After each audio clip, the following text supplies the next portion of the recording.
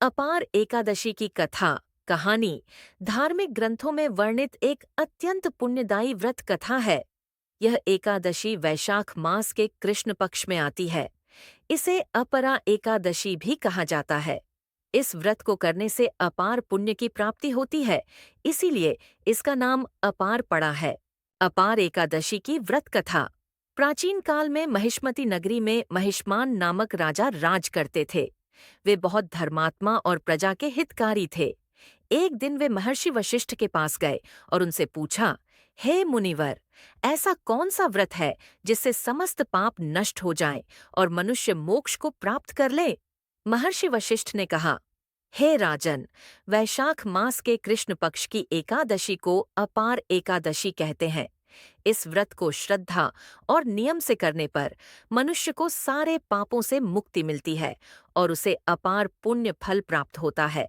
महर्षि ने एक उदाहरण देते हुए बताया, प्राचीन समय में महिष्मती नगरी में एक चंडाल अति पापी जाति रहता था। वह चोरी, हत्या और असत्य बोलने जैसे पाप करता था। एक दिन वह बहुत दुखी होकर एक साधु के पास गया।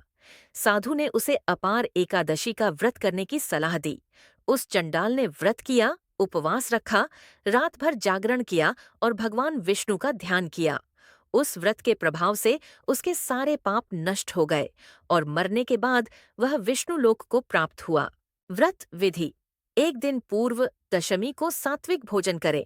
एकादशी के दिन सूर्योदय से पूर्व उठकर स्नान करें। व्रत का संकल्प लें और दिन भर उपवास करें।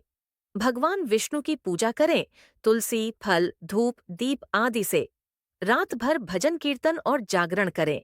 द्वादशी को ब्राह्मण को भोजन कराकर व्रत का पारण करें। व्रत का फल। अपार एकादशी का व्रत करने से पाप नष्ट होते हैं। व्यक्ति को कीर्ति, यश और अंत में मोक्ष प्राप्त होता है।